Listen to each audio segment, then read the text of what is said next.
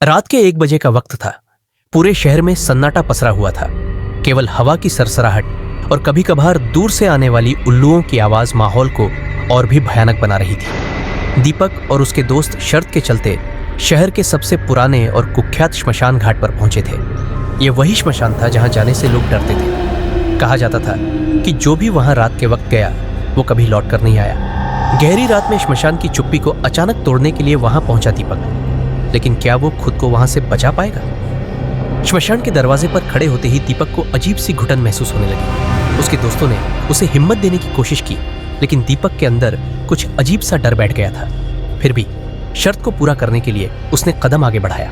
उसके दोस्तों ने उसे अकेले श्मशान के अंदर जाने को कहा। दीपक अपनी जिद और हिम्मत को साबित करने के लिए अकेले ही अंदर चल पड़ा। जैसे ही उसने श्मशान के गेट के भीतर कदम रखा, उसे वहां के पेड़ों की शाखाओं में अजीब सी हरकत महसूस हुई। हवा की ठंडी लहरों ने उसकी पीठ पर झुरझुरी दौड़ा दी। अचानक उसे एक चिता के पास किसी के रोने की आवाज सुनाई। दीपक ने अपने कदम पीछे खींचने चाहे, लेकिन उसके पैर जैसे जमीन में धंस गए थे। वह हिम्मत जुटाकर उस आवाज की दिशा में आगे बढ़ा। चिता के पास एक बूढ़ी औरत की परछाई बैठी थी। उसकी कमर झुकी हुई थी और उसके हाथों में एक टूटी हुई चूड़ियां थी। वह धीरे धीरे दीपक की ओर मुड़ने लगी। दीपक का दिल जोर जोर से धड़कने लगा। उसने चिल्लाकर अपने दोस्तों को बुलाया, लेकिन बाहर से कोई आवाज नहीं आई। अगर आपको ये कहानी डरावनी लग रही है तो अभी हमारे चैनल को सब्सक्राइब करें और ऐसी और भी खौफनाक कहानियों का हिस्सा बने।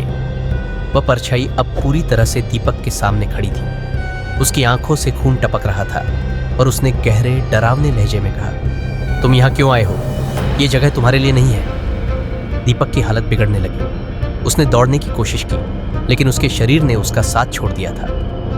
तभी एक तेज हवा का झोंका आया और दीपक के चारों ओर की सभी चिताएं एक साथ जलने लगी। वो औरत अब गायब हो चुकी थी, लेकिन उसके कानों में उसकी आवाज गूंज रही थी, यहां से भागो, वरना तुम्हारी आत्मा भी इन आग की लपटों में जल जाएगी। दीपक ने पूरी ताकत से दौड़ लगाई।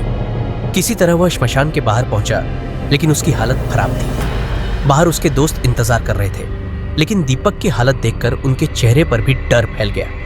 वह बुरी तरह से कांप रहा था और एक ही बात बोल रहा था, मैंने उसे देखा, वो मुझे लेने आई थी। श्मशान से भागकर दीपक ने अपनी जान तो बचा ली, लेकिन उसने समझा कि जीवन कितना अनमोल है। डर और मौत से बचने का एक ही रास्ता है, अपने अंदर की हिम्मत को मजबूत करना।